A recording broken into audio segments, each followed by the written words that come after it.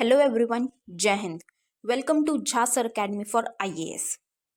Guys, यहाँ पे आपको सिविल सर्विसेज की प्रिपरेशन कराई जाती है और हेल्प की जाती है कि आपको किस तरीके से प्रिपेयर करना है। यहाँ पे आपको आपकी प्रिपरेशन को एनहांस करने के लिए कुछ फ्री कंटेंट्स प्रोवाइड किए जाते हैं आपकी प्रिपरेशन के लिए। कहाँ पे आपको यूट्यूब प्लेलिस्ट में मिल जाएगा। आप यूट्यूब पे जब जाएंगे तो आपको वहाँ पे वेरियस प्लेलिस्ट अवेलेबल होंगी, जहाँ पे आपको जो डेली करंट अफेयर्स के लेक्चर्स अपलोड किए जाते हैं आपको उनकी प्रॉपर तरीके से प्लेलिस्ट अवेलेबल होगी। उसी के साथ साथ आपको मंथली प्लेलिस्ट भी मिलेगी करंट अफेयर्स की और ईयरली प्लेलिस्ट भी मिलेगी। और साथ ही जो करंट अफेयर्स डेली बेसिस पे आप लोगों को प्रोवाइड किए जाते हैं उन्हीं की फ्री ऑफ कॉस्ट आपको पीडीएफ्स भी दी जाती है हमारे टेलीग्राम चैनल पे। सो गाइज, अगर आपने टेलीग्राम चैनल ज्वाइन नहीं किया है तो तुरंत डिस्क्रिप्शन बॉक्स में जाइए, वहाँ पे आपको लिंक प्रोवाइडेड होगा जहाँ से आप हमारे चैनल को ज्वाइन कर सकते हैं और वहाँ से आप हमारी सारी पीडीएफ्स का एक्सेस ले सकते हैं। और उसी के साथ साथ गाइज, आप लोगों के लिए एक बहुत ही अच्छा इनिशिएटिव स्टार्ट किया गया है मेंस के प्रीवियस ईयर क्वेश्चन एनालिसिस का। आपको आपके लिए डेली बेसिस पर एनालिसिस किया जाता है और उसकी आप लोगों को प्लेलिस्ट प्रोवाइडेड है हमारे यूट्यूब चैनल पे ही। अलग अलग पेपर में प्रोवाइडेड है आप लोगों के कन्वीनियंस के लिए, GS1, GS2, GS3 and GS4 की। उसी के साथ साथ आप लोगों के लिए जीएस के अलग अलग सब्जेक्ट्स की भी प्लेलिस्ट अवेलेबल है। इकोनॉमिक्स है जैसे सीसैट की आप लोगों के पास प्लेलिस्ट होगी और हिस्ट्री की भी प्लेलिस्ट आपको मिल जाएगी जो कि बिल्कुल फ्री होगी, वो आपको यूट्यूब पे ही अवेलेबल होगी। और इन्हीं प्लेलिस्ट में साथ ही साथ नए नए कंटेंट्स भी रेगुलर बेसिस पे ऐड ऑन किए जाएंगे, जिसके लिए आप लोगों को झा सर अकेडमी को रेगुलरली फॉलो करना है और अपनी प्रिपरेशन को एनहांस करना है, राइट। और उसी के साथ साथ गाइज, कुछ पेड कोर्सेज भी हैं जो आप लोगों के लिए लाए गए हैं Jha sir academy for IAS के द्वारा, जो जिन पेड कोर्सेज को झा सर खुद पर्सनली मेंटोर करते हैं, खुद उसको रिलेट करते हैं। जैसे कि जीएस का प्री प्लस मेंस बैच है गाइस, बिल्कुल जीरो से तैयारी करवाई जा रही है। झा सर खुद तैयारी करवाते हैं, पर्सनल गाइडेंस आपको दी जाती है, प्रॉपर तरीके से आपको अटेंशन प्रोवाइड की जाती है और बिल्कुल बेसिक से आपको तैयारी करवाई जा रही है आपकी प्रिपरेशन को एनहांस करने के लिए, राइट। तो आप इन कोर्सेज को भी ज़रूर ज्वाइन कीजिए। जैसे कि एक मेंस का भी आंसर राइटिंग का टेस्ट सीरीज बैच चल रहा है और प्रीलिम्स का भी टेस्ट सीरीज कोर्स चल रहा है गाइज, जो आपको हमारी ऐप पे टेस्ट सीरीज प्रोवाइड की जाएंगी। 10,000 क्वेश्चंस की आपको प्रैक्टिस कराई जाएगी। वो 10,000 क्वेश्चंस आपको कहाँ पे अवेलेबल होंगे? Jha sir academy for IAS की वेबसाइट पे भी अवेलेबल है और हमारा एक ऐप भी है Jha sir academy for IAS.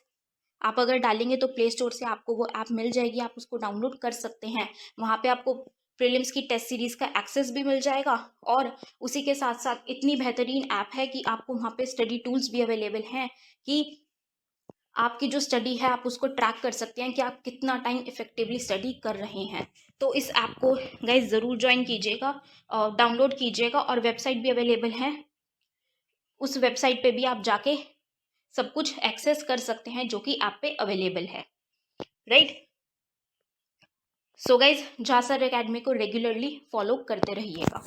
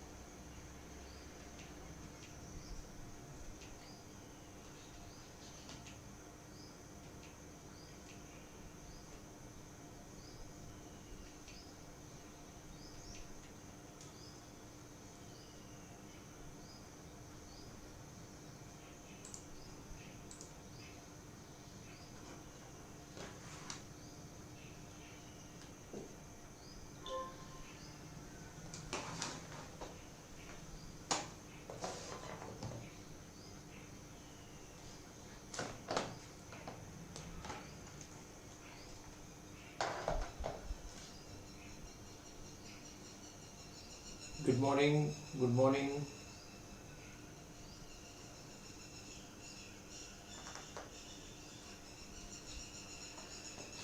Good morning. Namaskar.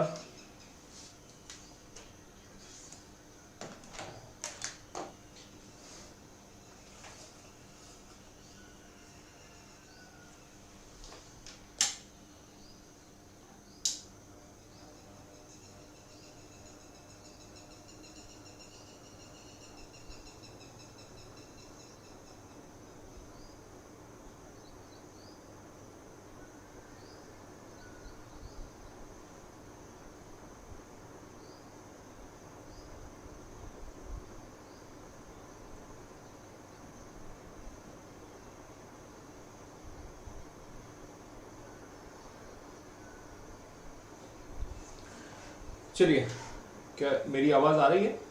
Please confirm कर दें। देखिए, कल हमने थोड़ा देखा था कि किस तरीके से हमारा स्वदेशी मूवमेंट जो है वो आपका ख़त्म हो जाता है। स्वदेशी मूवमेंट के साथ साथ हमने लीडर की एक वैक्यूम देखी थी। दैट मीन्स ठीक है, हमने कहीं ना कहीं ये देखा एक वैक्यूम क्रिएट हो रहा है। उस वैक्यूम के क्रिएट के साथ ही हमने पैरेलली देखी कि हमारे यहाँ रेवोल्यूशन से रिलेटेड एक्टिविटीज़ शुरू हो चुकी हैं।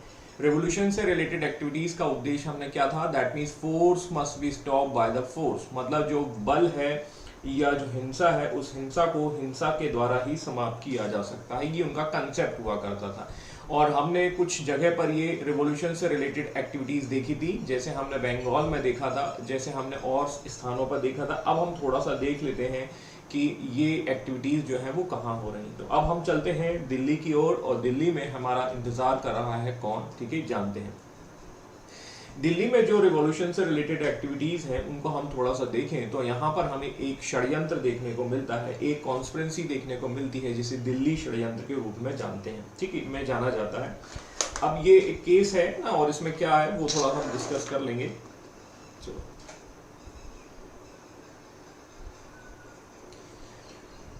ए bomb was thrown at a viceroy Lord Hardinge. इस समय जो है, जब हम बात कर रहे हैं इस 1912 के समय की बात, तो यहाँ पर एक वाइसराय होते हैं लॉर्ड हार्डिंग।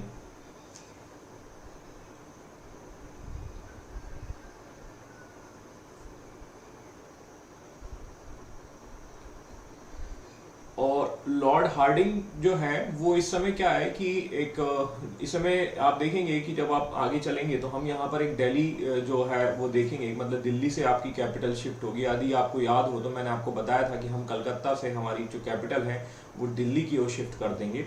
और जब कलकत्ता से दिल्ली की ओर शिफ्ट करेंगे तो हमें क्या है कि यहाँ पर एक सिचुएशन देखने को मिलेगी, ठीक है।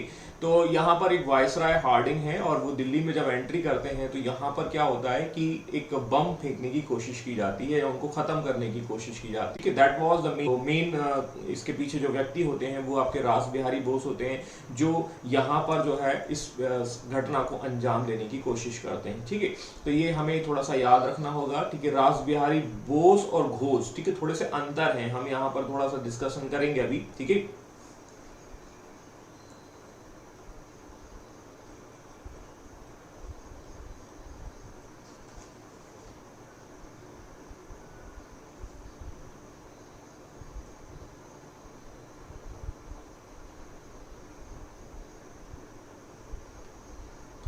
गुड मॉर्निंग निगम जी, गुड मॉर्निंग, गुड मॉर्निंग, नमस्कार, राधे राधे। तो ये हमने थोड़ा सा देख लिया है। और दिल्ली षड्यंत्र केस के बारे में हम देखेंगे तो वसंत कुमार, ठीक है, ये कुछ नाम आते हैं, ठीक है, तो इनके थोड़े से नाम याद रखें। वसंत कुमार विश्वास, ठीक है, मास्टर अमीर चंद, ठीक है, और अवध बिहारी को इस केस के तहत जो है दोषी दिया जाता है, दोषी करार दिया जाता है और उन्हें मृत्यु दंड दे दिया जाता है। दैट मीन्स, ठीक है, सेंटेंस टू द डेथ, ठीक है। तो ये इस तरीके से हम यहाँ पर इनके बारे में जानेंगे। और दिल्ली षड्यंत्र केस से रिलेटेड है हमारे रास बिहारी बोस, ठीक है। और ये एक्चुअली ऐसा कहा जाता है कि इनके बारे में कोई मतलब कुछ प्रूफ नहीं हो पाता है, तो इस तरीके से भी हम देखते हैं। और दूसरा, इनके बारे में ये भी कहा जाता है कि ये इंडिया छोड़कर जो है वो दूसरी जगह चले जाएंगे, जैसे हम टोक्यो चले जाएंगे और फिर उसके बाद जापान। तो इनका कनेक्शन थोड़ा सा हम जो है आगे देखेंगे आज़ाद हिंद फौज के समय पर। तो थोड़ा इनका कंट्रीब्यूशन जरूर याद रखिएगा। ये देखिए, अब दो नाम आते हैं, एक तो है आपके रास बिहारी बोस, ठीक है, तो ये दो नाम आते हैं, उनको थोड़ा सा याद रखना होगा आपको। रास बिहारी बोस, ठीक है ना, ये और जो बोस होंगे वो क्रांतिकारी गतिविधियों से रिलेटेड हैं, जो रेवोल्यूशन से रिलेटेड एक्टिविटीज है उन पर ये काम करेंगे। एक होते हैं रास बिहारी घोष, ठीक है, और ये रास बिहारी घोष कौन है? ठीक है, रास बिहारी घोष जो है 1907 में जिन्होंने कांग्रेस की अध्यक्षता की थी। तो ये रास बिहारी नाम से कंफ्यूजन हो सकता है, तो आप इस चीज को थोड़ा सा नेग्लिफाई करें, ठीक है, इसको समझने की कोशिश करें। तो बोस को कैसे याद रखेंगे? बोस को आप सुभाष चंद्र बोस से याद रख लेना। और सुभाष चंद्र बोस जो है आजाद हिंद फौज से रिलेटेड हैं, ठीक है, और आजाद हिंद फौज से जब रिलेटेड है तो बोस से बोसों को कनेक्ट करके आप याद रख सकते हैं। और घोष की बात करें तो घोष जो है, ठीक है, वो अलग हो जाएंगे, ठीक है, तो अलग जो मतलब कह सकते हैं नेशनल कांग्रेस से रिलेटेड है। अब हम जो है रिवोल्यूशनरी एक्टिविटीज की चर्चा आगे करते हैं और आगे हम पहुंचते हैं पंजाब की ओर। पंजाब में यदि हम पूछें कि भाई क्या वहां पर घटनाक्रम चल रहा है, तो देखिए वहां भी क्या है, कुछ ऐसी ही गतिविधियां चल रही हैं जो रिवॉल्यूशन से रिलेटेड होंगी, लेकिन एक्चुअली इनके पीछे क्या कारण है? इसके पीछे कारण है फेमाइन, ठीक है, जो हमारा जो अकाल पड़ रहा है, और दूसरा यहां पर हम देखेंगे टैक्स की दर ज्यादा होना, ठीक है। तो जो किसान समूह है, जो किसान वर्ग है, वो क्या करने की कोशिश कर रहा है, वो इसके खिलाफ विद्रोह करने की कोशिश करेगा, इसके खिलाफ जो है आवाज उठाने की कोशिश करेगा। इन सच कंडीशंस हम देखेंगे कि दैट इज गोइंग टू, ये रिवॉल्ट या जो आवाज है वो आपकी रिवॉल्यूशनरी एक्टिविटीज के अंतर्गत कन्वर्ट हो जाएंगी। तो देखो एक्चुअली देखिए रिवॉल्यूशनरी एक्टिविटीज का ओरिजिन आप देख रहे हैं कि आप कई अलग अलग घटनाओं से रिलेटेड हो सकता है, ठीक है, तो वहां से भी आप कनेक्ट करके समझ सकते हैं कि ये क्या हो रहा है। तो यहाँ पर टैक्सेस इंक्रीज, ठीक है, और यहाँ पर जो है और बाकी घटनाओं से रिलेटेड आपको देखने को मिलेगा। अब इससे रिलेटेड कौन कौन है, ठीक है, जो पंजाब में जो मेन व्यक्ति आते हैं उनमें आते हैं एक आपके सरदार अजीत सिंह, ठीक है। सरदार अजीत सिंह जो हैं वो आपके भगत सिंह के ही चचा जान होते हैं, आप ऐसा याद रख लीजिए। जो भगत सिंह जिनके बारे में हमें ऑलरेडी पता है, ठीक है, 23 मार्च शहीद दिवस मनाया जाता है जिनकी याद में, तो he was one of the very important, ठीक है, रिवोल्यूशनरी द पर्सन, ठीक है। बट यहाँ पर अजीत सिंह जो है उनके चाचा हैं, ठीक है, थोड़ा वहां से कनेक्ट करके याद रखिए। कभी कभी क्या होता है कि इतिहास जो है कुछ मुख्य किरदारों को ही याद रखता है, बाकी को भूल जाता है, तो बट यहाँ पर इनको थोड़ा सा मेमोराइज करने की जरूरत है, बाकी और कुछ नहीं, ठीक है। Sardar Ajit Singh was the uncle of Bhagat Singh, ठीक है। इसके बाद आपको यहाँ पर एक व्यक्ति और मिलेगा, लाला हरदयाल, ठीक है। लाला हरदयाल जो है वो भी हमें देखने को मिलेंगे, और ये आगे चलकर क्या होंगे, मूव ऑन हो जाएंगे। आगे चलकर कहाँ मूव ऑन हो जाएंगे, ये इंडिया के बाहर चले जाएंगे। जब हम देखेंगे कि जो पंजाब या पूरे भारत में जो रेवोल्यूशनरी एक्टिविटीज जब ज्यादा आपकी होंगी, और इन घटनाओं की वजह से क्या होगा कि इन्हें यहाँ से क्या है कि इंडिया के बाहर जाना पड़ेगा, तो जिसकी वजह से ये जो रेवोल्यूशन से रिलेटेड एक्टिविटीज है वो इंडिया के बाहर से एक्टिवेट की जाएंगी, या कह सकते हैं वहां से रन की जाएंगी, तो ये थोड़ा सा वहां से देखिएगा। इसके अलावा यहाँ पर एक सूफी अंबा प्रसाद नाम आता है, और सूफी अंबा प्रसाद भी एक क्या है कि क्रांतिकारी है खास, ठीक है, तो मैंने कुछ यहाँ उनकी पिक्चर्स रखी हैं, तो थोड़ा सा वहां से हम कनेक्ट करके देख सकते हैं, ठीक है। एक मास्टर अमीन चंद होते हैं, एक भाई परमानंद होते हैं, and this is the person Lala Hardayal, ठीक है, जो हमारे गदर वाली कंसेप्ट से भी जुड़े रहेंगे, तो अभी हम उनको देखेंगे, ठीक है। इसके बाद ये हैं हमारे भाई परमानंद, ठीक है, यहाँ इंग्लिश में ब्रदर परमानंद आ गया तो भाई परमानंद ही रखें, ठीक है। तो ये है कुछ नाम, जो कुछ किरदार जो दोबारा आ गए हैं ये वाले, ठीक है, तो इनको इग्नोर कर दीजिएगा। तो मोटे तौर पर ये कुछ कैरेक्टर्स हैं जो ये कहते हैं कि ठीक है, हमें कहीं ना कहीं क्रांति वाली जो एक्टिविटीज है वो आपको देखने को मिलेगा। अब हम क्रांतिकारियों की गतिविधियों के अंतर्गत पंजाब में हैं, और पंजाब में एक आपकी एक संस्था है, और उस संस्था का नाम है अंजुमन ए मोहिस्बान ए वतन। समझ में आया, ठीक है। अब ये क्या है, this is a kind of the society, एक प्रकार का एक संगठन है, एक कह सकते हैं प्रकार का एक ग्रुप है, आप ऐसे कह सकते हैं, that was started by the Ajit Singh. Ajit Singh अभी अभी हमने देखा जो भगत सिंह के चाचा जान है, ठीक है, और ये आर्य समाज है, दैट मीन्स आप देखिए वो तो एक उनका बैकग्राउंड हम समझ लेते हैं, लेकिन कहीं ना कहीं इनका कनेक्शन जो है वो क्रांतिकारी गतिविधियों से, और एक यूनियन के तहत, एक संगठन के तहत अपना काम कर रहे हैं, ठीक है। ये वही पॉइंट जो मैंने अभी आपको बताया। अब ये सोसाइटी का उद्देश्य क्या है, तो इसको सोसाइटी के मीनिंग को थोड़ा सा समझने की कोशिश करते हैं। इस society of lovers of their countries, मतलब अंग्रेजी में यदि हम कहें कि इसका जो कन्वर्सेशन है, ठीक है, ये सोसाइटी वो लोगों की है जो अपने वतन को प्रेम करते हैं, ठीक है। और इस तरीके से हम देखते हैं कि ये जो आपका रेवोल्यूशंस का एक पार्ट हम कह सकते हैं इसको, तो इस तरीके से इसको यूज किया गया और इस तरीके से इसका शुरुआत की हुई, ठीक है। तो कंसेप्ट वहां से जोड़िएगा, ठीक है। अब इनके द्वारा अजीत सिंह जो है वो एक न्यूज़पेपर भी लिखाते हैं, ठीक है, और न्यूज़पेपर के माध्यम से अपनी समस्याएं या अपनी जो सिचुएशन है वो सामने रखते हैं, ठीक है। वो सिचुएशंस क्या है, उसमें हम देखेंगे कि जो चिनाब नदी है, और जो चिनाब और आपका जो क्षेत्र है चिनाब नदी के आसपास, उसे बारी दोआब क्षेत्र कहा जाता है, ठीक है। यदि आपको थोड़ा ज्योग्राफी में थोड़ा बहुत आपको पता है तो आप देखेंगे चिनाब और रावी, चिनाब नदी और रावी के बीच के क्षेत्र को कहा जाता है बारी दोआब, ठीक है।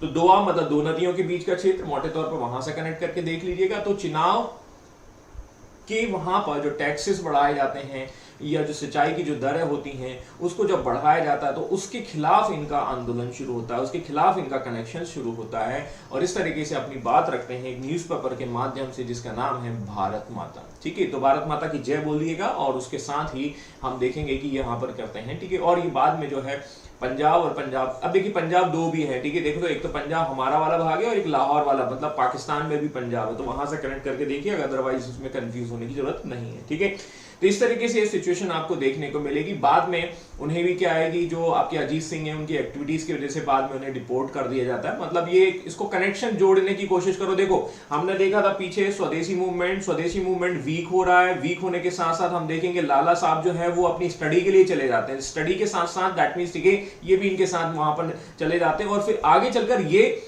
आउट ऑफ द इंडिया जो है जो सिचुएशंस जो है चलाने की कोशिश करने वाले हैं। ठीक है, तो ये थोड़ा सा कनेक्शन वहां से हम जोड़कर देखेंगे। ठीक है, आगे हम देखते हैं, ये हमने ऑलरेडी देख लिया है।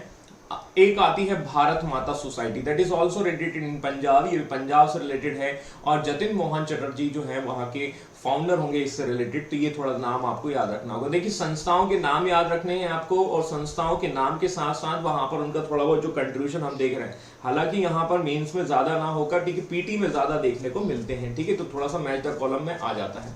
आगे चलकर ये होता है कि एक एंटी टेररिस्ट एक्ट आता है। ठीक है, दैट मीन्स हम ऐसे कह सकते हैं, और एंटी टेररिस्ट एक्ट जो होता है उसकी वजह से जो हमारे जो टेररिज्म एक्टिविटीज चल रही हैं उस पर ये प्रतिबंध लगाने की कोशिश की जाती है। ठीक है, गवर्नमेंट क्या करती है, जो ब्रिटिश गवर्नमेंट वो क्या करती है, ATA लेके आ जाती है, एंटी टेररिस्ट एक्ट। ठीक है, बोला कि हाँ इसके तहत हम जो है इनको आपको गिरफ्तार कर लेंगे या प्रतिबंध लगाएंगे। इस तरीके से प्रतिबंध लगाने की बात जब की जाती है तो most of the peoples that is related to this kind of activities, ठीक है, वो कहीं ना कहीं विदेश की ओर चले जाते हैं। ये है घटनाक्रम। अब यहीं से कनेक्शन आपको जोड़ने के देखने को मिलेगा एक गदर पार्टी। ठीक है, और जिसका कनेक्शन जो है वो आपका आउट ऑफ द इंडिया से रिलेटेड होगा। ठीक है, तो चलते हैं रिवॉल्यूशनरी एक्टिविटीज आउटसाइड इंडिया और वहां पर हम पहुंचते हैं और वहां पर 1905 में जब हम देखें तो हमारा जो एक नाम आता है इंडियन होम रूल सोसाइटी।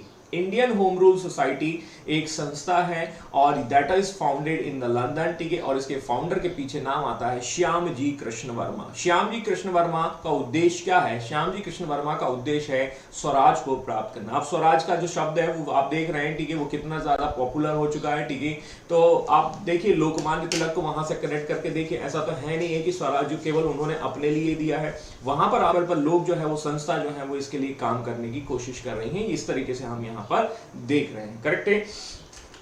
तो श्याम जी कृष्ण वर्मा अपनी जो संस्था की स्थापना करते हैं उसका नाम है होम रूल सोसाइटी। ठीक है, ये 1905 में होम रूल सोसाइटी को बाद में कन्वर्ट कर दिया जाएगा इंडिया हाउस। ठीक है, तो इस तरीके से आप कनेक्ट करके समझ सकते हैं, देख सकते हैं। ठीक है, ये सिचुएशन आपको यहां देखने को मिलेगी।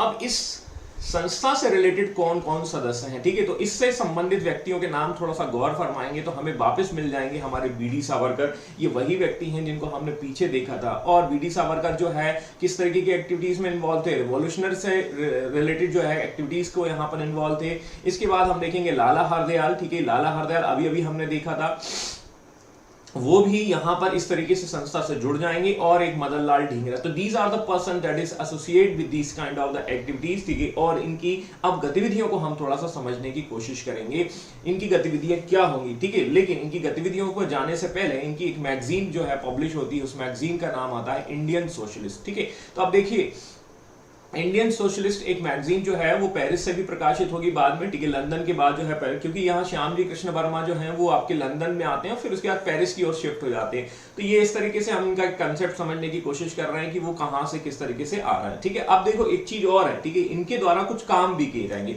जो संस्था जो यूनियन बनाई जा रही है उनसे रिलेटेड कुछ एक्टिविटीज भी होंगी, जैसे मदन लाल ढींगरा का नाम आता है। ठीक है, तो मदन लाल ढींगरा जो है वो एक इन्वॉल्वमेंट होगा, वो उनका होगा 1909 में। 1909 में 1 जुलाई का समय है, दैट मींस ठीक है कर्जन वाइली की जो है वो डेथ कर देते हैं। ठीक है, उसको मार देंगे। ठीक है, और मदन लाल ढींगरा को इसके लिए जो है फांसी दी जाती है। ठीक है, तो इस तरीके से हम यहाँ देखेंगे 1 जुलाई 1909 की घटना है। तो मैं वही, ठीक है, आप देखो सीक्वेंस को कनेक्ट करने की कोशिश करिएगा बार बार। ठीक है, हम जो है अभी उसी फेस में चल रहे हैं, दैट मींस बिफोर 1914। ठीक है, मतलब फर्स्ट वर्ल्ड वॉर के पहले वाले सिचुएशन में चल रहे हैं। वीडी सावरकर को जो है पकड़ लिया जाता है इस घटना के बाद। और नासिक षड्यंत्र case, do you remember Nashik षड्यंत्र केस? नासिक षड्यंत्र केस क्या है? नासिक कॉन्स्पिरेसी केस क्या है? एनसीसी। एनसीसी क्या है भाई, बताइए जरा।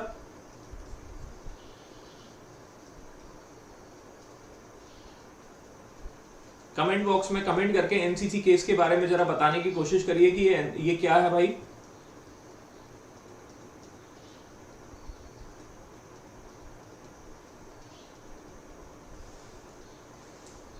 नासिक षड्यंत्र केस के तहत हमने एक मजिस्ट्रेट को मारा था, डू यू रिमेंबर? उस मजिस्ट्रेट का नाम बताइए।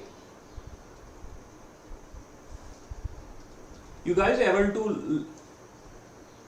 Listen my words? मेरी बात आवाज सुनाई दे रही है? यस यस, राकेश बिल्कुल, राकेश जी बिल्कुल सही आपने कहा, ठीक है। नेशनल कैडेट क्रॉप्स, अरे नहीं ठीक है। एनसीसी मतलब यहां पर एनसीसी का मतलब है नासिक कॉन्स्पिरेसी केस, ठीक है। ये नैन्सी पता नहीं कहां चली गई। नासिक षड्यंत्र केस की मैं बात कर रहा हूं, आपका ध्यान कहीं और शायद मुझे लग रहा है, ठीक है। हाँ, और नासिक कॉन्स्पिरेसी केस के तहत हमने जैक्सन को मारा था। जैक्सन जो है आपको देखने को मिलेगा एक मजिस्ट्रेट है, ठीक है। और जिसको हमने कहां पर मारा था? नासिक में मारा था। और उसमें हमारा इन्वॉल्वमेंट किसका था? बीडी सावरकर का था। और बीडी सावरकर जो है वो कहीं ना कहीं इस केस से बच जाते हैं, भाग जाते हैं, ठीक है। और जब वो भाग जाते हैं तो इनको यहां पर पकड़ा जाता है और तब रियलाइज किया जाता है अरे ये तो वही निकला जो बीडी सावरकर जो है, जो कहीं ना कहीं जो आपका बीजेपी का लीडर के तहत हम देखते हैं। तो मोटे तौर पर वहां से कनेक्ट करके बताया था ना आपको, ठीक है। तो भैया पीछे की घटनाओं को कनेक्ट करना सीखिए, नहीं तो क्या हो जाएगा आपका, ऐसे ही हो जाएगा, ठीक है। वो एनसीसी का मीनिंग आप जो है कुछ और बताने की कोशिश कर रहे हैं। 1907 में जो है, निगम जी कुछ लेट ज्वाइन किए हैं आप, मुझे ऐसा लग रहा है, ठीक है। NCC Nashik conspiracy case short में लिखा है मैंने, यहां पर वो हम उसकी बात नहीं कर रहे हैं कि मेरी बात समझ में आई नहीं आई, थोड़ा सा नासिक केस की बात कर रहे हैं, इसका वो उससे रिलेटेड नहीं है ना, ध्यान देना। चलो ठीक है, ओके। तो नासिक षड्यंत्र केस, जैक्सन की हत्या, बीडी सावरकर को पकड़ा, बीडी सावरकर को पकड़ने के बाद हम यहां पर देखते हैं उनको अरेस्ट किया जाता, केस वो है। तो थोड़ा सा कनेक्शन जोड़ेगा, है ना। Anant Laxman Kanhere, that is also the person who was involving this NCC.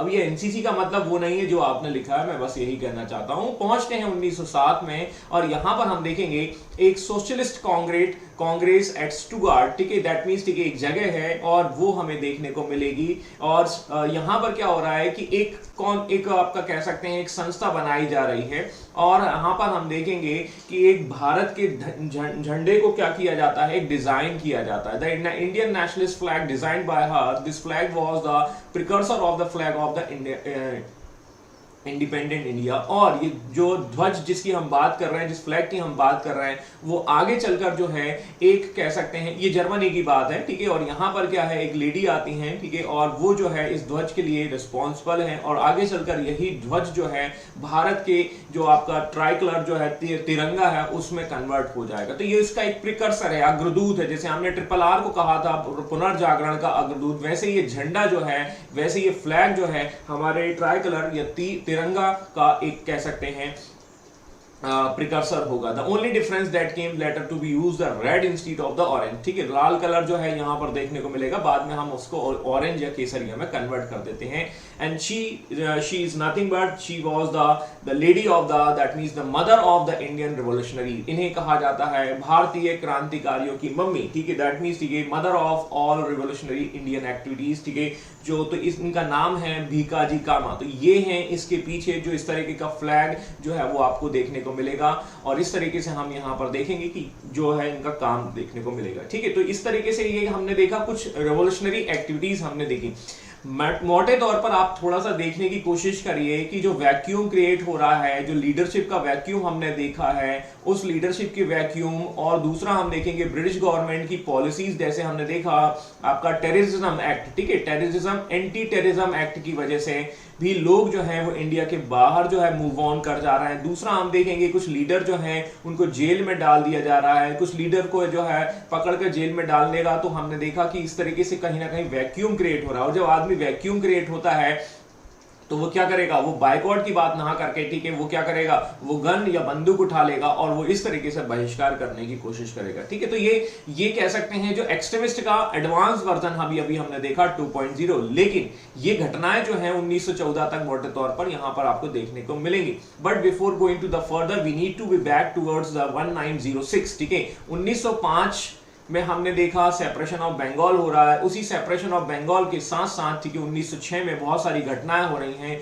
और 1906 में एक खास घटना होती है मुस्लिम लीग। और मुस्लिम लीग क्या है, कैसा है, उसको थोड़ा सा हम जान लेते हैं, ठीक है। तो हमने देखा है कि 1905 में बंगाल का सेपरेशन जब होता है तो उसके बाद एक क्या होता है, एक कम्युनल डिविजन्स देखने को मिलता है। अंग्रेजों का एक कंसेप्ट है, ठीक है, कि फूट डालो और शासन करो, है ना, ये यहां पर ही हमें देखने को मिलता है। हमने देखा था कि किस तरीके से बंगाल का सेपरेशन किया, माइनॉरिटी मेजॉरिटी, ठीक है।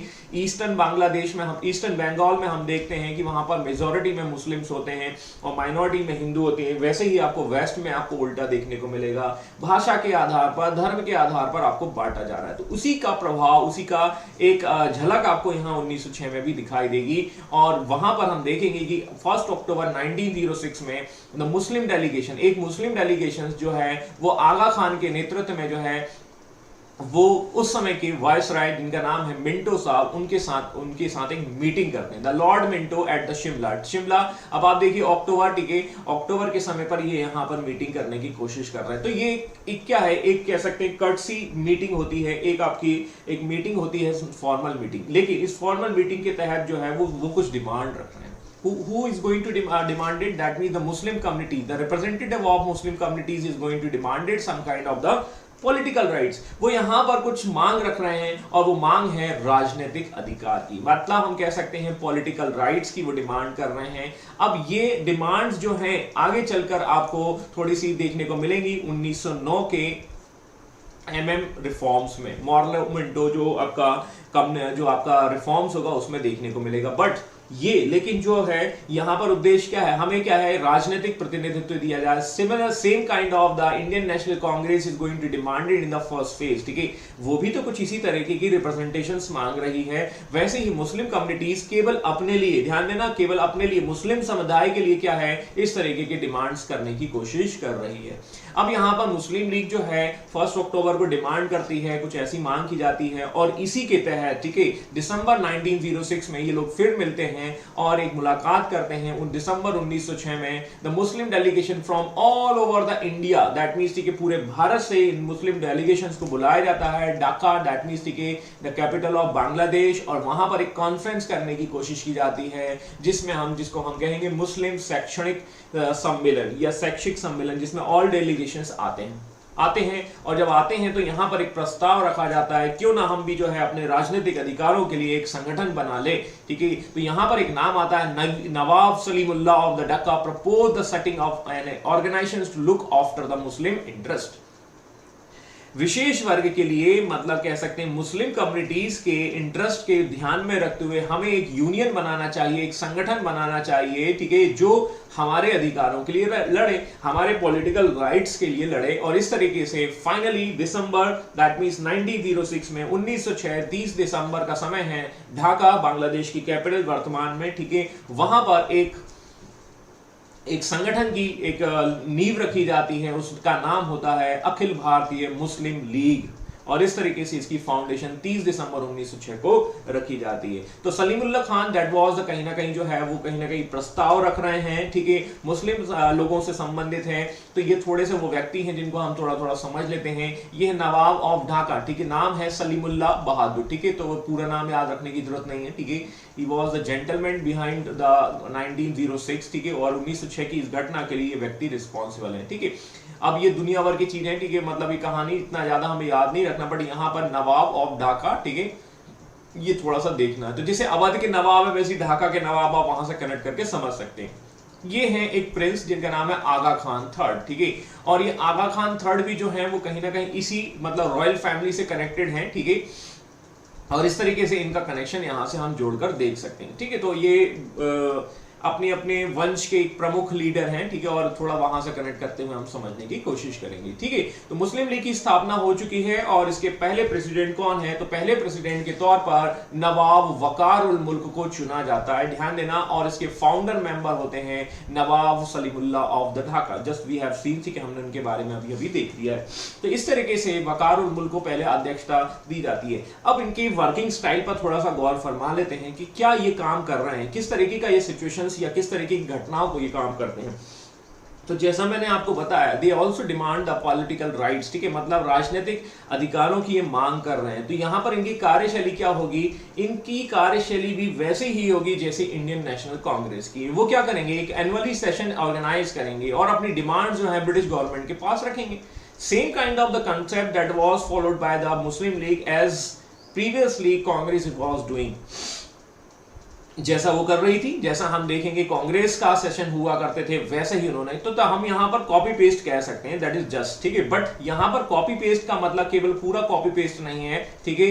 तो कहते हैं ना, नकल के लिए भी अकल चाहिए, ठीक है। तो लेकिन यहां पर कांग्रेस जो है वो किसके लिए कर रही थी? कांग्रेस जो है वो, कांग्रेस का कंसेप्ट वो एक छाते के समान है, और छाते में आप देखेंगे हिंदू मुस्लिम सिख ईसाई सब आते हैं। That means that is for the all. या कांग्रेस का नेचर क्या था? सेकुलर था, ठीक है। लेकिन मुस्लिम लीग क्या है? मुस्लिम लीग तो रेनकोट वाला है, ठीक है। बारिश का मौसम आ चुका है और ये रेनकोट वाला केवल किसके लिए बात करेगा? केवल एक व्यक्ति के लिए बात करेगा, क्योंकि रेनकोट में एक ही व्यक्ति आता है और वो है मुस्लिम। तो हम यहां पर केवल किसके लिए पॉलिटिकल राइट्स करेंगे, किसके लिए डिमांड करेंगे, किसके लिए हम सेशन ऑर्गेनाइज करेंगे? केवल और केवल मुस्लिम धर्म के प्रतिनिधियों के लिए। तो मुस्लिम धर्म के लोगों के लिए डिमांड करना, ये हमारा वर्किंग स्टाइल होगा। और ऑफ कोर्स, ठीक है, इनकी कांग्रेस से नहीं बनेगी, ठीक है। तो इन्हीं के सेशन होते हैं और इन्हीं के सेशंस के अंतर्गत जब हम देखते हैं 1906-07, ठीक है, तो हमें सारे सेशंस नहीं देखने, बट यहां पर हम देखेंगे 1908 में एक सेशन अमृतसर में ऑर्गेनाइज किया जाता है मुस्लिम लीग कम्युनिटी का, ठीक है।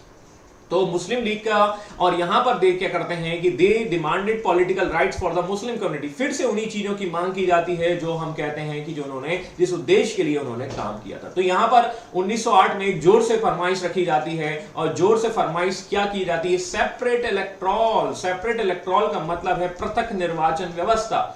और सर सैयद अली इमाम ने मुसलमानों के लिए एक, अब ये प्रस्ताव रखे जाते हैं, और यहां पर एक सर सैयद अली इमाम जो हैं वो एक सेपरेट इलेक्टोरल की मांग करते हैं कि मुसलमानों के लिए कुछ ऐसी व्यवस्था होनी चाहिए, पृथक निर्वाचन व्यवस्था। अब पृथक निर्वाचन व्यवस्था की डिमांड यहां पर कर रहे हैं, और इसी निर्वाचन व्यवस्था को आगे इंप्लीमेंट कर दिया जाएगा, वो हमें देखने को मिलेगा 1909 में, ठीक है। तो थोड़ा सा 1909 में जाएंगे तब हम इस पर चर्चा दोबारा करेंगे, ठीक है। बट यहां पर पहले हम थोड़ा सा सर सैयद अहमद खान के बारे में देख लेते हैं। तो 30 दिसंबर 1908 को जो है अली इमाम की अध्यक्षता में, यही उसके अध्यक्ष होते हैं, मुस्लिम लीग का दूसरा सत्र जो है अमृतसर में हुआ, और उन्हें सर की उपाधि दी गई। तो ये सर और जो है मैडम की उपाधियां बहुत चलती रहती थी, ठीक है। तो वहां से आप थोड़ा बहुत कनेक्ट करके देख सकते हैं। तो this is a kind of the, that means scenario that is the behind the Muslim League foundation, ठीक है। और Muslim League also demanded the some kind of the rights for the special communities. Only हम यहां पर देखेंगे। अब देखिए, मैंने फिर वहीं देखो, फिर तो ये 9 में ये घटना वापस आएगी। मैंने आपको बार बार, ठीक है, मैंने कुछ स्लाइड इस तरीके से ऑर्गेनाइज की हैं कि वो 5, 6, 7, तो अभी हमने 5 का कंसेप्ट देख लिया, और 5 से हम थोड़ा आगे भी चले गए थे रिवोल्यूशनरी एक्टिविटीज की ओर, ठीक है। 6 में हमने देख लिया, ठीक है। उसके बाद हमने 7 में सूरत के अधिवेशन की ओर जाते हैं, ठीक है। और 1 मिनट, सॉरी, हाँ, सूरत अधिवेशन, ये थोड़ा सा इग्नोर कर दीजिएगा, ठीक है, ये वाली लाइन जो इग्नोर कर दीजिएगा।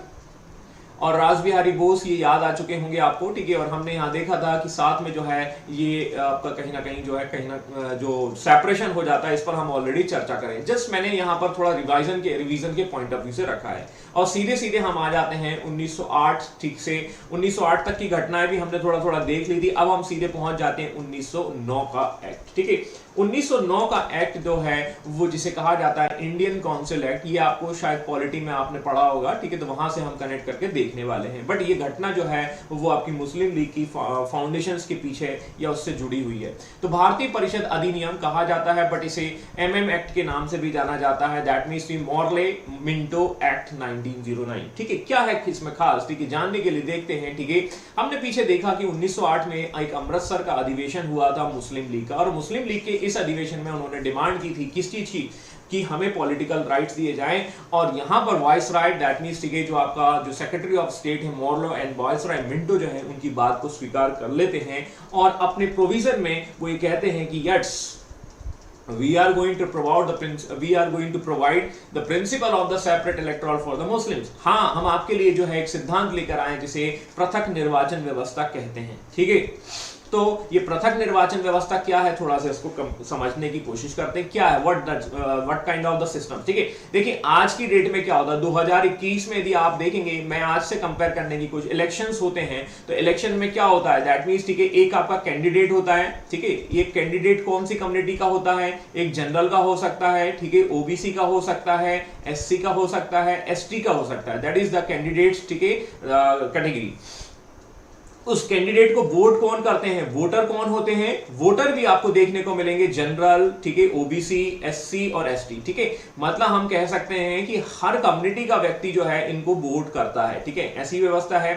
तो 2021 में ऐसी व्यवस्था है, मतलब कोई भी एक व्यक्ति खड़ा हो सकता है, वो किसी भी कम्युनिटी से होता है, सामान्य सीट हो तो। ठीक है, सामान्य सीट में ओबीसी भी आ सकता है, एससी भी, यदि स्पेशल है तो ओबीसी के लिए कैंडिडेट आएगा। हालांकि ये जो है वो आपका ओबीसी वाला कंसेप्ट जो है वो लोकसभा और राज्यसभा में नहीं चलता, लोकसभा और आपकी विधानसभा में नहीं चलता। ये ओबीसी वाला कंसेप्ट जो है वो आपको केवल पंचायत चुनाव में देखने को मिला। पॉलिटी में आप समझिएगा इसको। लेकिन उस जमाने में जो सेपरेट इलेक्टोरल है उसका मीनिंग क्या होता है, सेपरेट इलेक्टोरल का मतलब ये है कि जो आपका कैंडिडेट है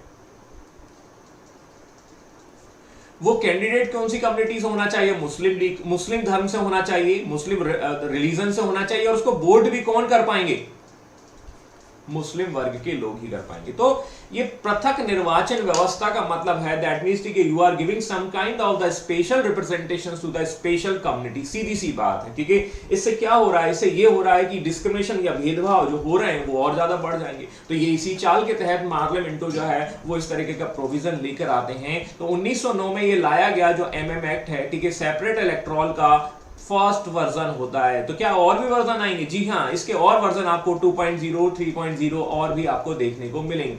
आगे चलकर हमें 1932 में फिर आगे थर्ड वाला देखने को मिलेगा। तो 1909, 1919 और 1932, 1909, 1919 और उसके बाद 1932।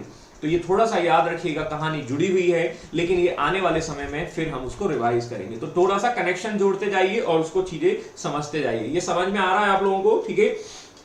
Under the separate electoral, Muslim could vote exclusively for Muslim candidates in the constitution reserved for them। मतलब सीधी सी बात है कि आज की व्यवस्था से कंपेयर किया मैंने और वहीं पर बोला कि आपको कैंडिडेट भी मुस्लिम होगा और वोटर भी मुस्लिम होगा, क्योंकि वो व्यवस्था जो है वो आरक्षित कर दी गई है, ऐसा हम कह सकते हैं। तो this is the concept, this is the scenario of the separate electoral. 1909 तक की कहानी हमने देख ली है। 1910 में क्या होता है? अब क्या भैया 1910 में कुछ नहीं होता, दैट मींस कि आपके बच्चे की जान लोगे। हमने 1905 देखा, 1906 देखा, ठीक है, 1907 देखा, ठीक है, 1908 तक आते आते तक हम देखते हैं कि कहानी इस तरीके से चली गई है। 1909 में हमने देखा, 1910 में कोई खास घटना देखने को नहीं मिलती है। मेरी बात समझ में आई नहीं आई? ठीक है। बंगाल का विभाजन, मुस्लिम लीग, साथ में सूरत, 1908 में उनको जेल हो जाती है, 1909 में एमएम एक्ट आता है, 10 में कुछ नहीं है। ठीक है, आपके बच्चे की जान लोगे कि 10 में ही आओगे। ठीक है, तो यहाँ पर 10 में कुछ खास नहीं। ठीक है, इस तरीके से तो वैक्सीन लगवा लेना भाई, बच्चा यही कह रहा है और कुछ खास नहीं। ठीक है, तो आगे बढ़ते हैं 1911 में। तो 1911 में कुछ खास घटनाएं क्या हो रही हैं वो हम देख लेते हैं। तो यहाँ पर एक दिल्ली दरबार का आयोजन किया जाएगा। दिल्ली दरबार क्या है, थोड़ा सा उसको जान लेते हैं। तो दिल्ली दरबार क्या है? एक प्रकार से कह सकते हैं एक लैविश सेरेमनी होती है जिसके सेशन के तहत कि भारत का शासक जो है वो अपना दैट मींस कि राज्याभिषेक या वो प्रक्रिया को अपनाता है, जिसमें भारत के सम्राट की कोरोनेशन प्रोसेस होती है, राज्याभिषेक होता है। तो दिल्ली दरबार एक प्रकार से कह सकते हैं कि एक शाही शैली, एक सामूहिक सभा होती है जो भारत के सम्राट या महारानी के उत्तराधिकारी को चिन्हित करने के लिए आयोजित की जाती है। तो ये एक तरह से कुछ नहीं है, ठीक है, हम कह सकते हैं एक तरीके से रिप्रेजेंटेशन है कि देखो, जैसे मैंने आपको बताया था दिल्ली दरबार में क्या होता है, दिल्ली सल्तनत के दौरान कॉइन्स इंट्रोड्यूस किए जाते थे और कॉइन्स के द्वारा पता चलता था जनता को कि एक नया सुल्तान या बादशाह आ चुका है। Same kind of the concept that is going to that means organize. यहां पर कोरोनेशन प्रोसेस होता है। ये कोरोनेशन प्रोसेस किसका है? ये कोरोनेशन प्रोसेस जो है वो ब्रिटेन के सम्राट का है। ये प्रक्रिया वैसे ही है जैसे मुगल बादशाह का एक तरह से कह सकते हैं कोरोनेशन होता था। तो ये कॉपी पेस्ट है वहां से, समझ लीजिए, बट ये ब्रिटेन की तरफ से होगा, मतलब ब्रिटेन के जो वाइसराय है वो ऑर्गेनाइज करेंगे, ठीक है। और वो किसके याद में करेंगे? वहां के सम्राट या सम्राटी जो आपकी सम्राज्ञी होती है उनकी याद में। इस तरीके से हम समझने की कैसे कह सकते हैं। This word is derived from the Mughals, ठीक है, वहां से आपको देखने को मिलता है। और इस तरीके के कितने आपको देखने को मिलेंगे? तो इस तरीके के जो दरबार हैं you will find out in the 3 times, ठीक है। एक तो 1877 में मिलेगा, ये लिटन के टाइम पे होगा, ठीक है। लिटन मैंने आपको बताया था एक क्या है, ये कह सकते हैं एक वैसा व्यक्ति था जो खतरनाक है, दैट मीन्स खतरनाक in terms of the Indians, ठीक है। भारतीय लोगों के लिए वो अच्छा नहीं है, और भारतीय लोगों के लिए वो अच्छा नहीं है का मतलब क्या करता है? वो ऐसे काम करता है जिससे भारतीय लोगों को दिक्कत होने वाली है। तो 1877-76 की यदि हम बात करें तो लिटन साहब जो हैं वो इस तरीके का दिल्ली दरबार ऑर्गेनाइज करते हैं, और इस दिल्ली दरबार में ऑर्गेनाइज करने के दौरान बड़े ही लेविश पार्टी मनाई जाती है, आप एक लाइन में ऐसे कह सकते हैं। बड़े बड़े दैट मीन्स, ठीक है, बोतलें खोली जाती हैं, ठीक है। दिल्ली में एक तरीके से एक शाही सिस्टम ऑर्गेनाइज किया जाता है, और वहां पर आप देखेंगे कि एक सिचुएशन और देखने को मिलती है कि लिटन साहब जब इस तरीके की घटना कर रहा, उसी समय भारत में एक बड़ा अकाल आया हुआ है। तो वो ये बताना चाहता है कि देखो अकाल हो रहा है, लेकिन फिर भी हम यहां पर एक पार्टी ऑर्गेनाइज कर रहे हैं, और आगे चलकर जो है भारत के लोग जो है इस घटना की वजह से आहत होते हैं, and they are going to united, ठीक है। और फिर वो कहीं ना कहीं उनमें नेशनलिज्म की फीलिंग आती है, अब हमें भारत से, अब हमें अंग्रेजों से आजादी देनी होगी। तो वहां से जोड़कर देख सकते हैं 1877, ठीक है, ये वो टाइम है जब कांग्रेस क्या हो रही है, कांग्रेस नहीं बनी थी, लेकिन कांग्रेस और के बनने और नेशनलिज्म के जो स्प्रेड होने में इस घटना का काफी बड़ा योगदान है। पहला वाला तो आपको समझ में आ चुका है। एक होता है 1903, ठीक है, 1903 वाला जो घटनाक्रम है वहां भी आपको देखने को मिलेगा कि इस तरीके की दरबारी जो घटना आपको देखने को मिलती है, and this one is the third one. और तीसरी वाली जो होती है 1911 में आपको देखने को मिलेगी। ये तीनों दरबार जो हैं आयोजित किए जाते हैं किसके लिए? जो कोरोनेशन प्रोसेस होती है या व्यवस्था होती है उसको सेलिब्रेट करने के लिए ऑर्गेनाइज किए जाते हैं, ठीक है। तो खास बात यह है कि इसी में जैसे 1877 की बात करें तो वहां पर केसर-ए-हिंद की टाइटल दी जाती है किसको? केसर-ए-हिंद की टाइटल दी जाती है भारत की महारानी विक्टोरिया को, और महारानी विक्टोरिया को एक केसर-ए-हिंद का टाइटल दिया जाता है 1877 में। ये लिटन के समय की घटना है, वो हम थोड़ा सा देख रहे हैं। सेकंड वाले में क्या होता है? सेकंड वाले कोरोनेशन 1903 में, और इस तरीके से हम यहां देखेंगे एडवर्ड 7, ठीक है, ये इनको याद रखने की जरूरत नहीं है, ठीक है, इनको इग्नोर भी कर सकते हैं, बट आप यदि चाहते हैं तो इनको याद रख लीजिएगा। एडवर्ड 7 को भारत के सम्राट के रूप में क्या है, घोषित कर दिया जाता है। तो ये पहला हुआ, ये दूसरा हुआ, और तीसरा 1911 में होगा, ठीक है। हालांकि एक बात ध्यान रखने की जरूरत है कि ना ही यहां पर ब्रिटेन की महारानी आई इंडिया में, ना ही यहां पर एडवर्ड 7 आए। वो तो ये है कि इनके नाम पर इंडिया में इन लोगों ने पार्टी कर ली और पैसा खर्च कर दिया, सीधी बात, ऐसा आप समझ लीजिए, ठीक है। इसके अलावा हम देखेंगे कि तीसरे वाले दरबार में जॉर्ज पंचम जो हैं वो इंडिया में आते हैं, ठीक है, and he was the only सम्राट, ठीक है, जो इंपीरियर है वो इंडिया में आते हैं दरबार के, जो दिल्ली दरबार के आयोजन। तो दिल्ली दरबार आपको देखने को मिलेंगे कितने? दिल्ली दरबार 3 देखने को मिलेंगे। किस किस की याद में बनाए जा रहे हैं? सम्राट की याद में। पहले वाले में विक्टोरिया है, दूसरे वाले में कौन है? दूसरे वाले में हम देखेंगे एडवर्ड हैं, और तीसरे वाले में यहाँ पे जॉर्ज पंचम, ठीक है। तो जॉर्ज पंचम जो हैं, ठीक है, वो आपको देखने को मिलेंगे। तो जॉर्ज आपको देखने को, लेकिन ना ये आए ना ये आए, लेकिन हाँ ये जरूर आए थे। तो इन्हीं की याद में आपको देखने को मिलेगा गेटवे ऑफ इंडिया। और गेटवे ऑफ इंडिया कहां है? आपको देखने को मिलेगा बॉम्बे में, ठीक है। तो gateway of India that is the gate that was stabilized in memory of the George 5, ठीक है। जॉर्ज 5 की याद में बनाया गया एक गेट था, और वो मिलेगा आपको मुंबई में। तो कौन आ रहा है? बोला सम्राट आ रहा है। सम्राट का नाम कौन है? जॉर्ज पंचम, ठीक है। और जॉर्ज पंचम जब आप देखते हैं तो ये जो दैट मीन्स गेट है, बिल्कुल आप देखेंगे मुंबई की एक शान है। और आप देखेंगे मॉन्यूमेंट्स में काफी लोग आप टूरिज्म के पॉइंट ऑफ व्यू से देखते हैं तो वहां जरूर जाते हैं, ठीक है। जब समंदर वगैरह आता है, ठीक है, आप शायद आपको याद होगा मेरिन ड्राइव, वहां से कनेक्ट करके आप समझ सकते हैं, ठीक है। और इसी जॉर्ज पंचम की याद में बनाया गया गेटवे ऑफ इंडिया के बगल में आपको देखने को मिलेगी। 1911 में बनाई गई, आई थिंक वो है, सॉरी ये 1911 में बनाया जाता है। और इसके पहले वहीं पर आपको मिलेगी ताज होटल, और ताज होटल जो है 1905 का बना हुआ है। तो मतलब आप समझ सकते हैं कि ताज होटल जो है 1905 में पहले बन चुका था। तो ये हमें याद रखने के लिए पॉइंट अभी से मैं आपको जस्ट कनेक्ट करके बता रहा हूं, ठीक है। तो he was the only that means monarch, ठीक है, टू अटेंड द दरबार, और इस तरीके से घटनाएं आपको देखने को मिलती, ठीक है। अब यहीं पर आप देखेंगे कि इसी दरबार के दौरान क्या होता है, कुछ डिक्लेरेशन किए जाते हैं इस दरबार या इस जो सिस्टम के दौरान, ठीक है, दिल्ली दरबार में। यहां पर हम देखते हैं कि जो जनरल है उसका नाम है लॉर्ड हार्डिंग, ठीक है, या कह सकते हैं लॉर्ड हार्डिंग, ठीक है। और ये क्या करते हैं कि यहां पर 3 घटनाएं आपको देखने को मिलती हैं, ठीक है। इनको छोड़ दीजिए, यहां पर एक्चुअली ये थोड़ा सा कट नहीं कर पाया, सॉरी, थोड़ा सा गड़बड़ हो गया एक्चुअली। हाँ,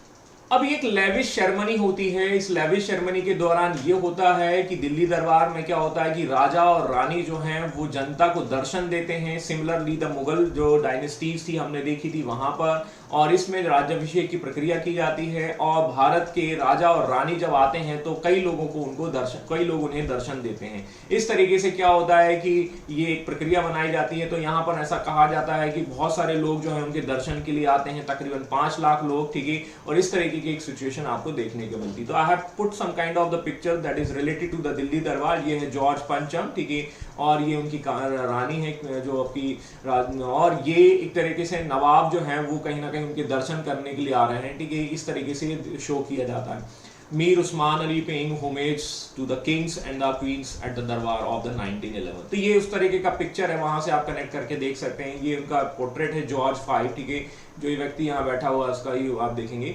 और ये किस तरीके से क्या होता है, एक रॉयल सेरेमनी ऑर्गेनाइज की जाती है जिसमें आप देखेंगे कि ये एक बग्घी पर बैठकर जो है वो राजा और रानी आते हैं। और अभी पहले क्या होता था, पहले आप देखेंगे कि झरोका दर्शन जो है महल में देकर दिया जाता है। मुगल डायनेस्टीज के अंतर्गत हमने देखा था झरोका दर्शन, और झरोका मतलब क्या था कि यहां से जो है लोग उन्हें देखते थे। आज की डेट में क्या है, वो ट्विटर पे आप कर लेते हो। आज की डेट में क्या है, आप इंस्टाग्राम पर वो वीडियो देख लेते हो आप अपने राजा और रानी का, राजा तो मतलब, ठीक है। और उस यहां पर मुगल दरबार में क्या है कि ये खिड़की से झांकना होता था। अब ये एक नया सेरेमनी इन्होंने ऑर्गेनाइज करना शुरू कर दिया था। किसने, आपके जो ब्रिटिश एम्पायर है वो हम यहां से सीख सकते हैं, समझ सकते हैं। तो ये एक तरीके से सेरेमनी आयोजित की जाती है। और यहां पर फाइनली बाद में अरुणडेल कमेटी की सिफारिश पर 1911 के दरबार में 3 घोषणाएं की जाती हैं। दैट इज वेरी इंपॉर्टेंट, ठीक है। एक तो सबसे पहला क्या होता है कि भैया का जो बंगाल का जो पार्टीशन है उसको रद्द कर दिया जाता है। एक कमेटी बनाई जाती है अरुणडेल कमेटी, ठीक है, और उसकी रिकमेंडेशंस के आधार पर जो है वो बंगाल का सेपरेशन जो है वो रद्द कर दिया जाता है। सबसे पहला जो 1905 में हमने बनाया था सेपरेशन, ठीक है। ये क्वेश्चन पीटी में जब पूछा जा चुका है कि बंगाल का विभाजन जो है वो रद्द कब कर दिया जाता है, उसको कह सकते हैं, ठीक है, खत्म कब कर दिया जाता है। तो यहां पर हम देखेंगे कि 1911 में। दूसरा हम देखेंगे we are going to shift the capital from the Delhi to Calcutta to Delhi, ठीक है। तो दूसरा आप देखेंगे कि हमारी जो कैपिटल है वो भी शिफ्ट हो जाएगी। अभी तक हमारी कैलकाटा जॉर्ज हमने देखा था, देखिए हमने जो हमने कैलकाटा देखा था, और कैलकाटा 1773 मोटे तौर पर वहां से कनेक्ट करके देखिए, वहां से लेकर 1911 तक ही आपकी कैपिटल होती है। और हमने 1773 में क्या देखा था, हमने एक रेगुलेटिंग एक्ट देखा था, और रेगुलेटिंग एक्ट में हमने यही कहा था कि दैट मींस कि सुपीरियर कौन होगा, सुपीरियर होगा हमारा कोलकाता प्रेसिडेंसी, और उसी के अंतर्गत मैड्रास होगा, उसी के अंतर्गत हमारा बॉम्बे होगा। ये हमने पीछे सीख चुके हैं, ठीक है। तो कनेक्शन जोड़िए, रॉयल रेगुलेटिंग एक्ट 1773 और वहां से 1911 तक का सफर हमने यहां तक का कर चुके हैं, ठीक है। और यदि आपको वो पुरानी स्लाइड होगी तो वहां से आप जोड़कर भी ऐड कर सकते हैं, समझ चुके हैं, ठीक है। इसके अलावा तीसरा और घोषणा होता है यहां पर कि Bengal and Orissa separated from the Bengal, sorry Bihar and Orissa, Bihar और उड़ीसा जो कि आपके बंगाल का ही भाग हुआ करते थे उसको सेपरेट कर दिया जाएगा और एक नए स्टेट का नाम दे दिया जाएगा। ये सेपरेशन ऑफ बंगाल के तहत हमने पीछे देखा था कि बंगाल एक बड़ा स्टेट हुआ करता था, और ये बड़ा स्टेट आपको यहाँ देखने को मिलता है। तो बिहार और उड़ीसा दो नए स्टेट बन चुके हैं। और इसी के बाद इसी के से जुड़ी हुई एक घटना है 23 दिसंबर 1912, जब हम देख रहे हैं लॉर्ड हार्डिंग जो है दिल्ली में एंट्री करते हैं। और यहाँ पर हम देखते हैं कि दिल्ली में एंट्री करने के दौरान ठीक है रास बिहारी बोस ठीक है और सचिंद्र सान्याल नाम के जो व्यक्ति हैं वो चांदनी चौक के पास एक बम फेंकने की कोशिश करते हैं, लेकिन इसमें आपके लॉर्ड हार्डिंग बच जाते हैं। और रास बिहारी बोस वही है जो क्रांतिकारी गतिविधियों से, देखिए ये वो वाला पॉइंट फिर से रिवाइज हो रहा है और ये इस पॉइंट को इग्नोर कर दीजिएगा। और हम देखते हैं कि कहीं ना कहीं जो रास बिहारी बोस जो है वो इस षड्यंत्र के पीछे होते हैं। ठीक है, आपने पीछे अभी अभी देखा है। तो चांदनी चौक के आसपास की घटना होती है 23 दिसंबर ठीक है 1912। करेक्ट है, समझ में आया? तो ये कहानी को जोड़िए, समझ दीजिए। ठीक है, तो ये हमने देख लिया। अब थोड़ा बहुत दिल्ली के बारे में बता देता हूं कि दिल्ली उसी समय बनी हुई थी। ठीक है, या उसी समय उसकी फाउंडेशन रखी जा रही थी। और हम देखते हैं उसके मॉडर्न आर्किटेक्ट्स हैं एडविन लुटियन। ठीक है, तो ये जो आप वायसराय हाउस देखते हैं, जो आप देखते हैं बहुत सारी चीजें आपको दिल्ली में देखने को मिलती हैं जो आपके ऐतिहासिक दृष्टिकोण से काफी इंपॉर्टेंट है। तो लुटियंस जो हैं उसके वास्तुकार हैं। ठीक है, और लॉर्ड इरविन, अब ये लॉर्ड इरविन आपको कब मिलेंगे याद करिए, दैट मींस ठीक है you will find out in the 1932। ठीक है, 1928-32 के आसपास आपको देखने को मिलेंगे। वो पहले गवर्नर रहेंगे जो वायसराय हो। और जैसे ही दिल्ली जो कैपिटल बनाई जाती है तो वहां पर ऐसी बिल्डिंगों का निर्माण किया जाएगा जो आपको वायसराय से रिलेटेड, वायसराय मतलब कह सकते हैं हमारा हेड ऑफ द स्टेट। ठीक है, मतलब ब्रिटिश गवर्नमेंट का। तो उसके लिए बनाया जाता है एक वायसराय हाउस। और उस वायसराय हाउस को बनने में समय लगता है। और 1928 के आसपास आएंगे वायसराय लॉर्ड इरविन। वो पहले आपके वायसराय होंगे जो वहां पर रहेंगे। एक्चुअली गवर्नर जनरल और वायसराय बात एक ही है, वो आप समझ सकते हैं। ठीक है, तो he will be the first person who is going to, that means ठीक है कहीं ना कहीं वो वहां पर रहेंगे। ये एक वो इमेज है जब आप देखेंगे दिल्ली बन रही थी और लगभग ये संसद, ये आपका पार्लियामेंट हाउस, वायसराय हाउस, ये सारी चीजें आपको देखने को मिलेंगी। और 6 वर्ष का समय लगा था। 1927 में लॉर्ड इरविन जो है इसका उद्घाटन करेंगे। हमारा पार्लियामेंट हाउस है। ठीक है, आपको पता होना चाहिए सारी चीजें। ठीक है, और अब ये पार्लियामेंट हाउस की जगह पर दैट मींस ठीक है नया सेंट्रल विस्टा प्रोजेक्ट, मतलब मेरी इच्छा थी कि मैं उस चीज को भी यहां पर पॉइंट आउट करूं यहां पर इस समय। ठीक है, that is connected with the current affairs. ठीक है, और वो सिचुएशंस तो लेकिन बट यहां पर मैंने नहीं रखा है। ठीक है, वहां से आप कनेक्ट करके देख सकते हैं। तो ये बात समझ में आई कि नहीं आई? लगभग आप देख सकते हैं कि 100 वर्ष का समय हो चुका है। ठीक है, एग्जैक्टली 100 नहीं है। ठीक है, लेकिन आप वहां से कनेक्ट करके देख सकते हैं कि भाई ये संसद भवन, और इसीलिए जो नरेंद्र मोदी साहब है वो नया भवन बना रहे हैं। ठीक है, आई थिंक L&T को इसका प्रोजेक्ट कम मिला है।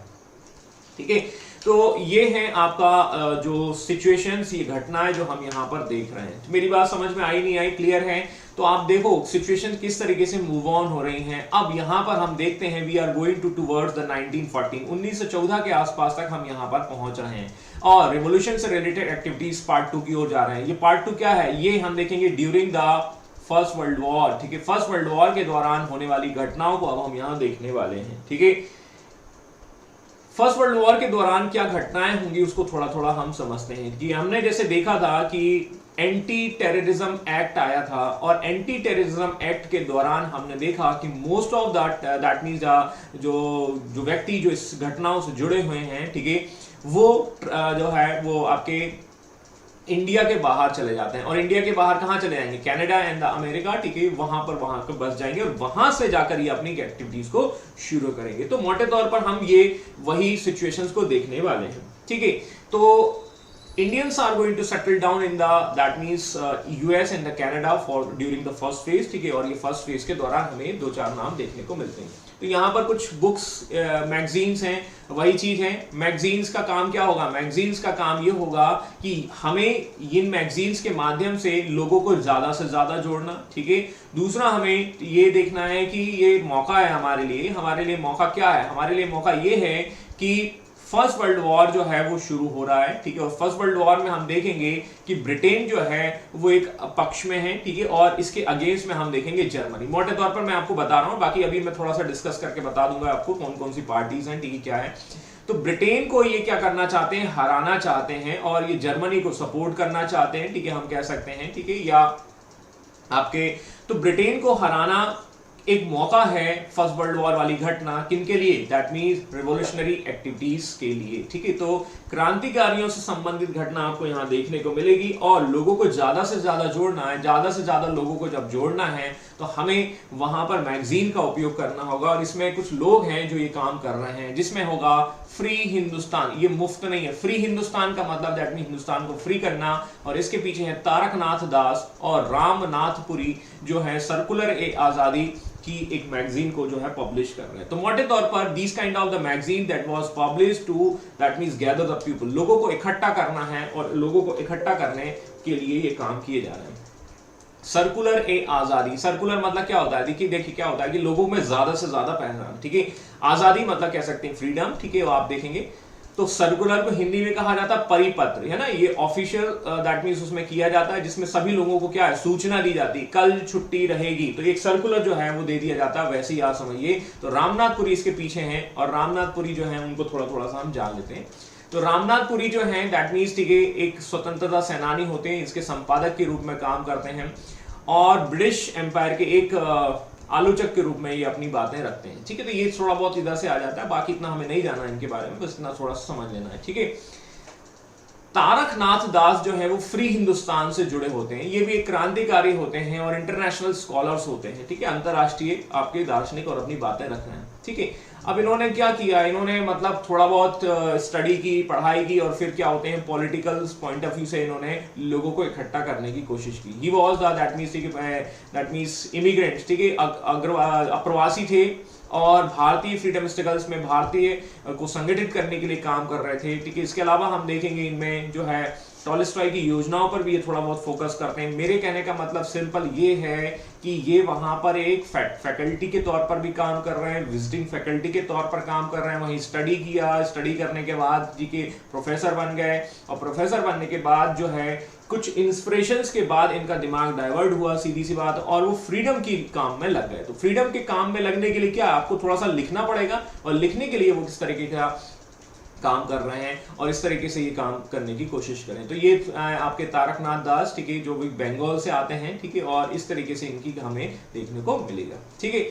तो इनके पीछे कौन है, इनका कनेक्शन क्या है, ठीक है। तो यहां पर हम देखेंगे, यहां पर एक नाम आता है पांडुरंग खानकोजो। खानकोजो दैट मींस कहीं ना कहीं जो है वो बाल गंगाधर तिलक से संबंधित हैं।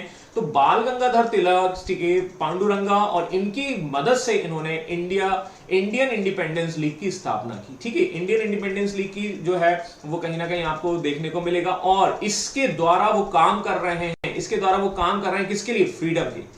तो कहीं ना कहीं आपको केवल मैगजीन का नाम याद रखना, बाकी चीजें छोड़ दीजिए। अभी क्या है, थोड़ा सा ये मैं इसको ठीक नहीं कर पाया हूं, ठीक है, तो इसको हम इस तरीके से देखेंगे। तो मोटे तौर पर हमें जो बात करनी है वो ये है कि रिवोल्यूशनरी एक्टिविटीज जो हैं वो इंडिया के बाहर चल रही हैं और ये इंडिया के बाहर जो एक्टिविटीज चल रही है उसमें योगदान बीजी तिलक का भी है, ठीक है, या कह सकते हैं आपके इनकी विचारधारा लोगों को प्रभावित कर रही है और ये बाहर रहकर ये ऐसा काम कर रहे हैं, ठीक है। वर्ल्ड वॉर की सिचुएशन बन ही रही है और यहां पर एक संस्थापक होंगे जिनका नाम है सोहन सिंह भकना, ठीक है। और सोहन सिंह भकना एक हेडक्वार्टर में दैट मींस एक हेडक्वार्टर के तहत सैन फ्रांसिस्को में मिलते हैं और हिंद एसोसिएशन ऑफ अमेरिका की फाउंडेशन रखने वाले हैं। और इनकी एक मैगजीन है जिसका नाम है हिंदुस्तान गदर, ठीक है। और हिंदुस्तान गदर में क्या बताते हैं, वो 1857 की क्रांति की बातों को करते हैं कि 1857 की क्रांति क्यों हुई, ये इसके पीछे कौन है, ब्रिटिशर्स को हमें हटाना है, ठीक है, लोगों में जोश भरना है, लोगों में इस तरीके की बातें वो करेंगे, इस तरीके की घटनाएं करेंगे और इस तरीके की मैगजीन जब पब्लिश करेंगे तो they are going to publish these languages, ठीक है, in the Punjabi language, Urdu language, Marathi और अंग्रेजी भाषा में करें ताकि ज्यादा से ज्यादा लोग उसको पढ़ें और उस पढ़ने के बाद उससे ज्यादा प्रभावित हो और प्रभावित होने के बाद जो है वो अपना योगदान दें, कंट्रीब्यूशंस दें। इस तरीके से हम देखते हैं कि एक हिंद एसोसिएशन ऑफ अमेरिका बन जाता है जिसे आगे चलकर हम गदर पार्टी के रूप में भी जानते हैं। गदर पार्टी, अब देखिए क्या होता है कि कभी कभी ये होता है कि व्यक्ति जो है पार्टी से ज्यादा फेमस हो जाता है। जैसे आप देखेंगे कि ब्रिटिश, जैसे आज की डेट में आप देखेंगे कौन सी गवर्नमेंट है, एनडीए की गवर्नमेंट है, लेकिन एनडीए की गवर्नमेंट कोई नहीं बोलता, मोदी सरकार बोलता है हर व्यक्ति, समझ में आया? ठीक है ना, बीजेपी की गवर्नमेंट बोलता बोलता मोदी सरकार, अब की बार मोदी की बारी, ठीक है, इस तरीके से बात होती है। तो वैसे ही हिंद एसोसिएशन ऑफ अमेरिका के नाम से इतना ज्यादा फेमस नहीं होता है, बल्कि ये क्या होता है, दैट मींस गदर पार्टी के नाम से फेमस हो जाता है, क्योंकि इनकी मैगजीन का नाम गदर होता है, ठीक है, जो कोई आपको जो है इन लैंग्वेजेस में देखने को मिलती है। तो अब इससे कौन जुड़ गए, लाला हरदयाल, ठीक है, सोहन सिंह भगनाथ, तारकनाथ दास, ठीक है। तो मोटे तौर पर he is one of the founding member the Lala Hardayal. और लाला हरदयाल हमने पीछे देखे थे, पंजाब में जुड़े हुए थे, और ये बाद में जाकर क्या होते हैं, ठीक है, यहाँ पर आ जाते हैं। तो ये कनेक्शन आप वहां से जोड़ने की कोशिश करेगा। ये मेरी बात समझ में आ रही नहीं आ रही है आप लोगों को, ठीक है। और तारकनाथ दास जो है वो आपको विजिटिंग फैकल्टी यहाँ हो जाएंगे, और सोहन सिंह भगना जो है इसके फाउंडिंग मेंबर है।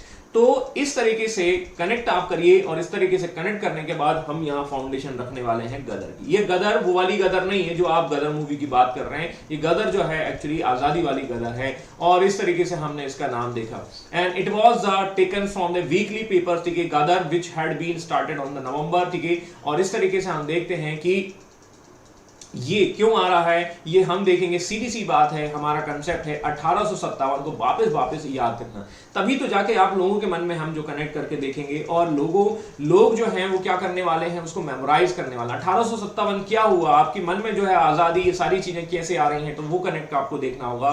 और इस तरीके से ये संस्था गदर के नाम से ज्यादा फेमस हो जाती है, ठीक है। तो अब यहां से हम देखेंगे, और इनको एक और ज्यादा आउटब्रेक मिलता है, क्योंकि 1914 में, नवंबर 1914 के आसपास हम देखेंगे कि वर्ल्ड वॉर शुरू हो जाएगा। और वर्ल्ड वॉर एक चांस है किसके लिए, इन गदरियों के लिए और इन रिवॉल्यूशनरी लोगों के लिए, ताकि वो अपने देश को फ्री कर पाए या फ्रीडम की ओर लेके जाए। तो ये है, the outbreak of the first world war was provide Ghadarites with a opportunity to free India from a government. तो एक प्रकार की सिचुएशन बन रही है कि हम क्या कर सकते हैं, गदर मचाकर और गदर करके भारत को फ्री कर सकते हैं। इस तरीके से हम जो है वो कहानी देखने को वाले हैं। They began to return to the India and 1000 for the coordinates rewards in the collaboration with the Bengal revolutionaries, ठीक है। अब यहाँ पर हम देखेंगे कि बहुत सारे लोग जो हैं वो एक तरीके से कोऑर्डिनेशन के उसमें आ रहे हैं, ठीक है। और कोऑर्डिनेशन में आने का कारण क्या है, दैट मींस, ठीक है, इंडिया में भी कुछ तरीके की एक्टिविटी शुरू हो जाएंगी, ठीक है। दूसरा हम देखेंगे, इंडिया के साथ साथ यहाँ पर भी आपको बहुत ज्यादा एक्टिविटीज देखने को मिलेंगी, क्योंकि ब्रिटेन क्या है, किसमें इन्वॉल्व है, वर्ल्ड वॉर में इन्वॉल्व है। इस तरीके की सिचुएशन आपको देखने को मिलेंगी। और ये रिवॉल्यूशनरी एक्टिविटीज के तहत 1915 में क्या होता है कि जैसे मान के चलो आपको, ब्रिटेन क्या है, ब्रिटेन अपना युद्ध हार गया, और हार गया तो क्या करेंगे, एक दिन ये बस्ता बंद करके चले जाएंगे। कहां जा रहे हैं, बोला हम इंग्लैंड जा रहे हैं। तो who will take care of the India, India को कौन समझाएगा, इंडिया को कौन टेक केयर करेगा। इसीलिए 1915 में जर्मनी की मदद से, जर्मनी क्या था, Germany that was against of the Britain, और जर्मनी की मदद से एक सरकार का गठन इंडियन लोग कर देते हैं। और यहां पर हम देखते हैं कि जगह है काबुल, और काबुल में, अफगानिस्तान में कुछ लोग जो है वो अपने आप को क्या कर देते हैं, प्राइम मिनिस्टर घोषित कर देते हैं, और एक अपने आप को बना देते हैं Barkatullah, that means prime minister, और एक बना देंगे राष्ट्रपति।